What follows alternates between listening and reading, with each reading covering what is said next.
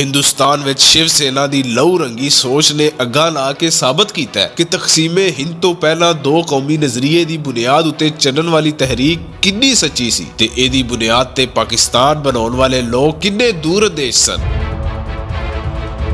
अज हिंदुस्तान विच वसन वाले मुसलमान हिंदुआं दे अजय जुल्म दा शिकार ने, जिवें कोई बंदा अपने बाल बच्चियां नाल दरिंदियां विच घिरिया होए ते इन्हां दरिंदियां दी मर्जी कि ओह किदों बगैर किसी वजह तो बोटियां तक नोच लैण।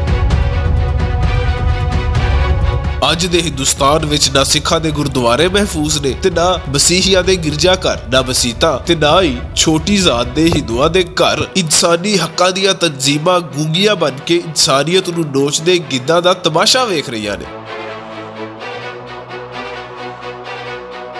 ना वड्डियां आलमी ताकतां कुछ बोल रहीआं ने ते ना ही यूएनओ जे गूंगे बोले फोरम हिंदू अतगर्दी दी निंदिया कर रहे हैं। पर कदों तिकर जुल्मां दी छावे, कदों तिकर इंसानियत दा तमाशा होंदा रहेगा।